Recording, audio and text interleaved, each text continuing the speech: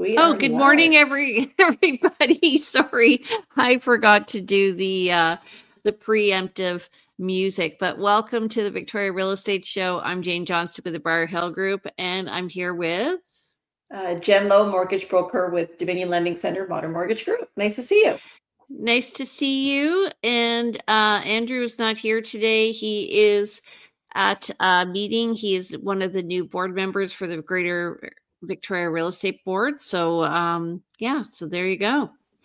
Pretty awesome for Andrew. Yeah. So let's get started today. So we're going to talk about the pros and cons of working with a realtor, and then we're going to get Jen's mortgage update, and then we'll do the stats. So what are the pros and cons of working without a realtor or working with a realtor? Jen, what's your experience working with clients? Do you have clients who don't work with realtors? The only time that can happen is if it's a private sale when a lawyer is then looped in. But I always recommend the importance of working with a realtor in having someone working out for their best interest. So I generally find people want to work. Sorry, my dogs are going crazy. People want to work with a realtor because they want a professional on their side. And, obviously, we have lots of history and experience and stuff. But I generally find they want to work without a realtor when they want to save money. So, the question is, does it save some money? Yes. And there's some misconceptions too out there with, when you are buying, there is no real estate fees. Right. So they are actually, yes. So when we have a listing agreement currently, what we do is we actually negotiate the cooperating agent's real estate fees. And we also, within the contract, if a buyer comes who's self-represented, they actually are covered under the contract that the listing realtor, because the listing realtor has to work with both parties, even though they're only representing perhaps the seller, that they actually get the commission for both the buyer and the seller, the cooperating commission. Yeah. So I did have a property recently where a number of people were coming and asking me to be self-represented, and I'm very uncomfortable with it. And ironically, they were lawyers. The different people who did come in, and I think they feel like they know the laws, but they don't know the business. Right. So curious to dive into that word self-represented, versus having a realtor represent them. What does that mean? So when you have a realtor represent you, that's a great question. It means that they have a duty of confidentiality. They have a duty to look after your best interests over their own. They have a duty of disclosure. So they have to disclose anything they know about a property. And they're also, when they're representing you on a buying side, they're going to be somewhat anonymous because they're going to be you're going to be anonymous, because you're just going to be one of many of their clients. Whereas if you are unrepresented, the listing realtor actually has a duty of disclosure to the seller. They have to report your conversation. They don't have a duty of confidentiality, right, with a self-represented buyer. They also don't have that same duty of care that they do for the seller in a listing. Mm-hmm. And everything you say can and will be used against you in an offer. What your max price is. Yeah. And what I find is generally a lot of buyers, when they come in and they do want to be self-represented, is they tell me way too much information. Right. I've got my place and it's worth this much money. Yes. Yeah. We have to have it. Yeah. The other thing is, when you're working with the realtor knows what the trends are in the area. They also have they have market knowledge. I have a whole bunch of notes here. They can help you get your financing approved, right? So they'll introduce you to a mortgage broker and get you all prepared. Yeah. So you go in knowing how much you can spend. They'll also, because working with a realtor will give you market knowledge, they'll provide you with the comps in the area. It's the difference of having potentially a smooth, seamless transaction, whereas one that could go off the rails. And if it goes off the rails, who do you go to for help? Recently we had a seller contact us about doing a listing. And then they asked me for 3 names of 3 realtors. So I gave them 3 names.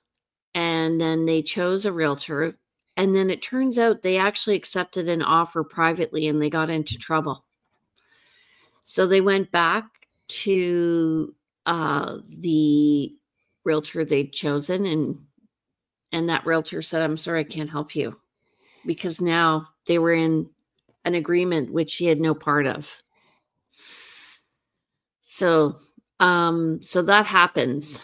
So yeah, the thing is that where I've seen this in the past too, whereas a buyer's or even a seller has been approached by an agent, the agent is going to write the offer in a way that works for their client. Mm-hmm. And you don't have an agent on the other side balancing it out. And there's so much fine print. And there's a lot of fine print. And there's nuances in like the terms and conditions of an offer. Mm-hmm. So, yeah. So a lawyer can write the offer, but if they're not familiar with the comps in the area, or they're not familiar with the nuances of what like issues there are in certain areas, like for instance, let's think Bear Mountain. What are issues in Bear Mountain? They have a lot of retaining walls. Do they have engineering reports and all of that stuff? What are issues in Machosen? Is it on a well? Is a septic good? When was it last done? Do you want it cleaned out before you take possession or do an inspection? So each area has different sort of nuances that realtors, if they're experienced, should be familiar with. And we're talking hundreds of thousands of dollars of an investment. You know, I don't know why someone wouldn't want an expert having a realtor on their side. I think it's about control. I think they want to control the process. Mm-hmm. I think they also think they get the inside scoop because they don't have a middleman or a middle person to interpret what's going on. What's the discussion between the realtors? Mm-hmm. I think they feel they'll like where I have been representing one party, I make it very clear I'm just representing one party. Right. But I think a lot of people feel like, well, you know, the realtor may bend the rules or something. I don't know. Huh. The other thing is the legality of the contract and stuff like that, and understanding the disclosures and making sure that things are happening in a timely manner so that once you're committed to a contract, understanding what that commitment means. Mm-hmm. Right. That it's a firm contract. Does a lender, do they differentiate or do they care if you work with a realtor or not? I know they care if it's on MLS or not. If it's on MLS. If it's not on MLS, an appraisal is always required. Oh, really? Mm-hmm. Because they want arm's length? Yes. Yeah. It's determining the relationship with the buyer and the seller and then confirming that value of that property. Okay. So, I think, sometimes I wish when I was shopping for a car that I had a car specialist to come along with me to give me the pros and cons. You know how you have those people who know all the information? Well, this one Mhm. has a great reputation or this one doesn't. I mean, that's who my husband is. Yeah. And I've tried to sell my own car and I ended up having to pay GST on my own sale because I wrote it up incorrectly. So like I'm just saying, like, You're not a I think our specialist in the car salesman or the car yeah, field. Yes. I think it's an ego thing and I think it can get in the way of a good deal.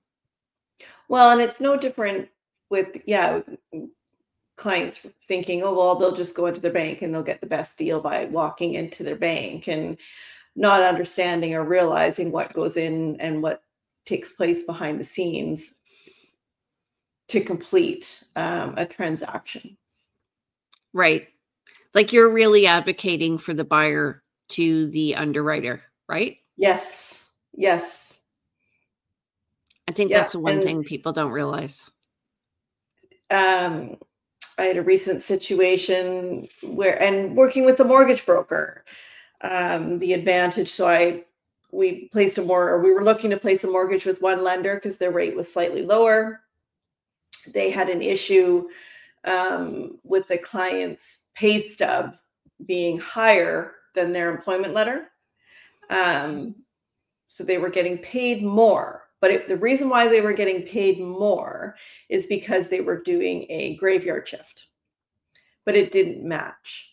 So the lender wanted the employment letter to be corrected. And people don't realize everything on that pay stub is scrutinized. So is their year to date correct with, especially as we're later in the year, are they short on their year to date earnings, for example? Did they take a leave of absence? We have to explain all that.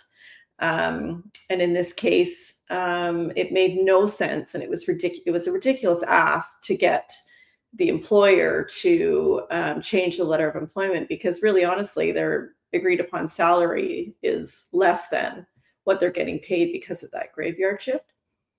So we ended up switching it to a different lender and got it done, honestly, within 2 hours. It was phenomenal. I was so happy with this other lender.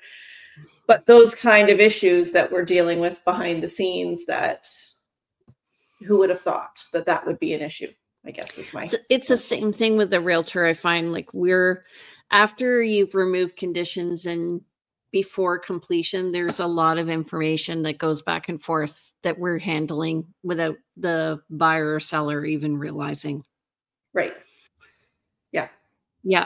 And talking about nuances. So we have a buyer who wrote an offer on a property and then they were so excited they wanted to move the dates up. And I'm like, if you move the dates up, like we have to get documents from the condos management. We also have to get some information from the lawyers and they have to talk to each other and all this stuff. And they're like, I know, but maybe, maybe we should just move it up because then we can do our renovations. So I'm like, well, you're going to have to get the strata approval on the renovations and all. And they were so excited.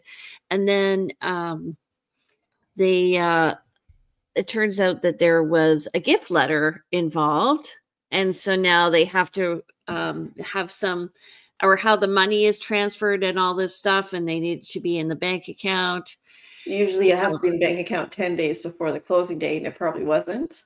I don't know if it was or not. I don't know, Like but yeah. But I'm like, just created a domino effect. Yeah. Yeah. So anyway, now we've changed it all back to the original dates.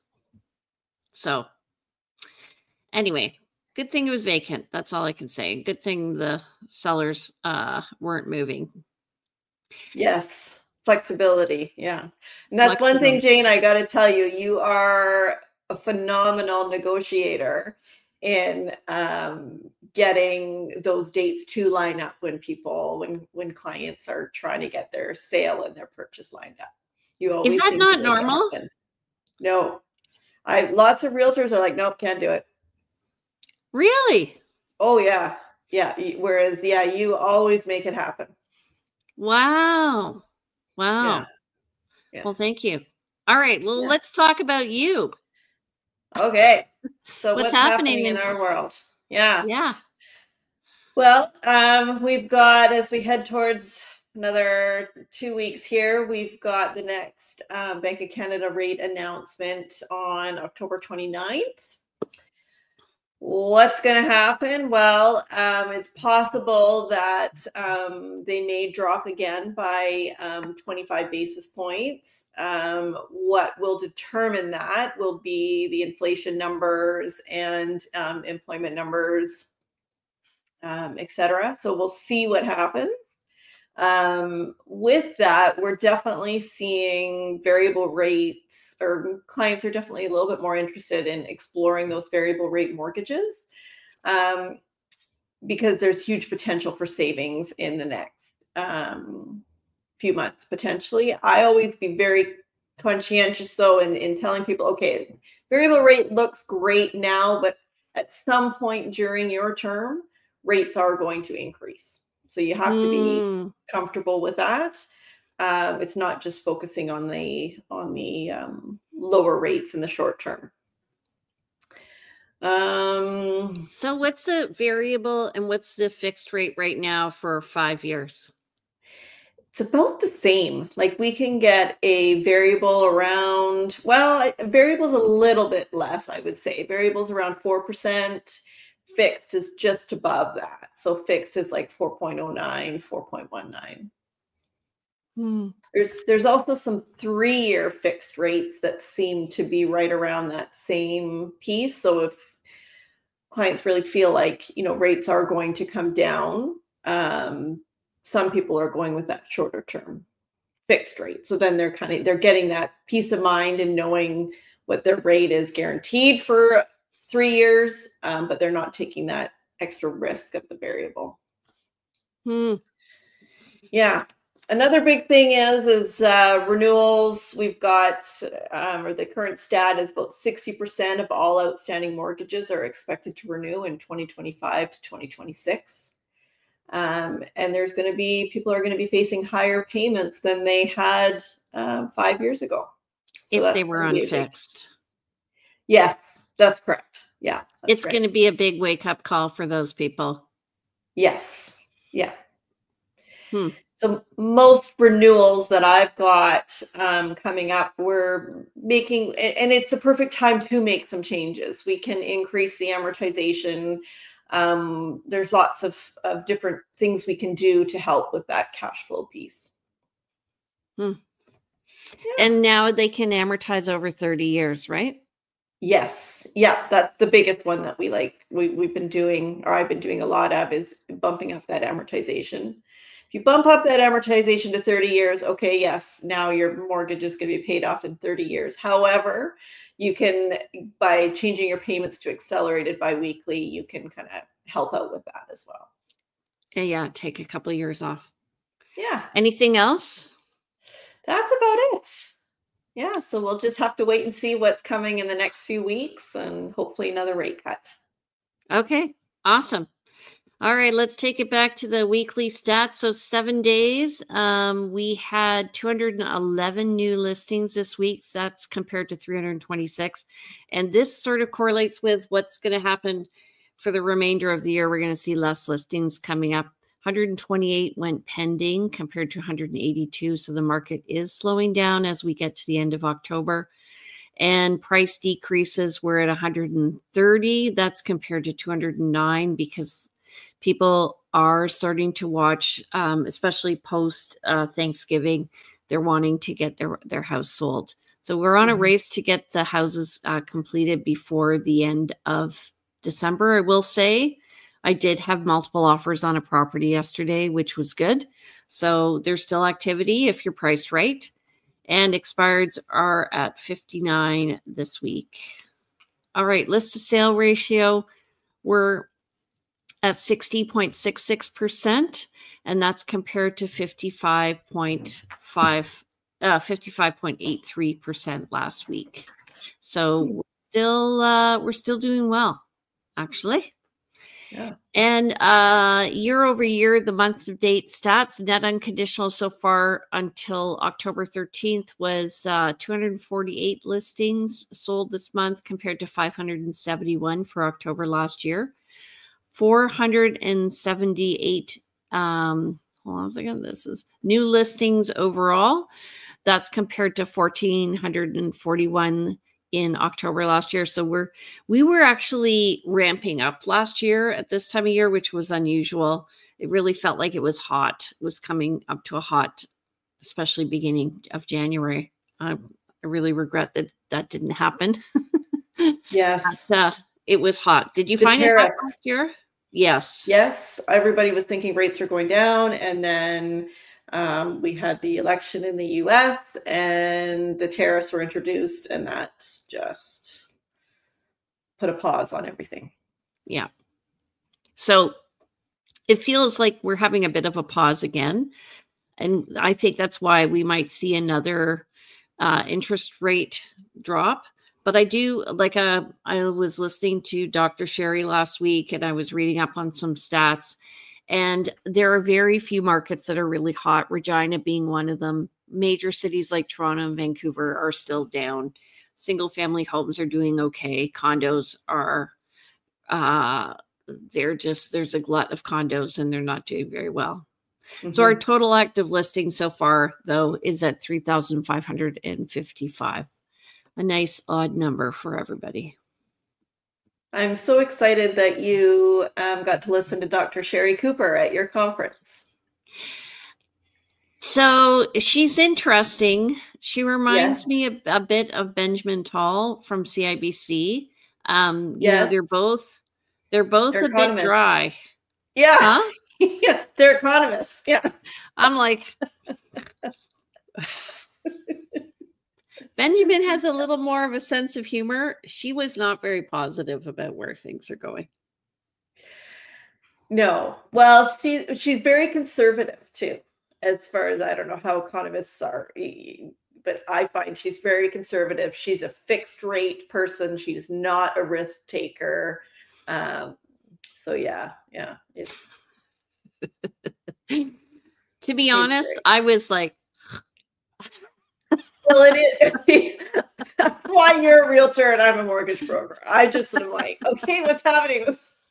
She was interesting, but I was like trying. Yeah, numbers, data. Yes. Yeah. So, yeah, actually, I'm going to talk to some clients about it next week. Like, I really feel we're at the bottom of the market. Yeah. I really feel the reckoning has happened, and things like negotiations on an international level are changing, and housing will change, but it won't change till the spring, I don't think. Mm-hmm. Well, and one of the key things that we are told is, positive news in the economy is bad news for interest rates, whereas the opposite is what we, yeah. Bad news in the economy is good news for interest rates, which is, I think, where we're going. Yeah, true. Yeah. That's actually a really great saying. It's true. Yeah. Yeah. All right, you guys, if you enjoyed the show, please give us your input. If you want a topic covered, send us a note, and we'd love to hear from you. Don't forget, we are on every Thursday morning. Andrew wasn't here today, but if you want to reach him, he can be reached at 250-360-6106, and his email is info@andrewplank.com. You can also visit him on his website at andrewplank.com. Jen, how do people reach you? I am at 250-217-4925, and email is jen@jenlow.ca, and my website is jenlow.ca. And I'm Jane Johnston. I work with Sean Provencher at the Briar Hill Group at Remax Camosun. My number is 250-744-0775. You can email me at jane@briarhillgroup.com. But actually, it's faster to text me at 250-744 0775. And don't forget to look at our listings at briarhillgroup.com. And if you want to know about lifestyle in Victoria, please follow me at realtyteacher_remax_Victoria. And we will see you next Thursday at 9:30 a.m. We are on every week, and we are soon to release our Greater Victoria Real Estate Show website. So you'll be able to see things soon. All right. Take care, everybody. Right on. Bye, everyone. Have a great day. Bye.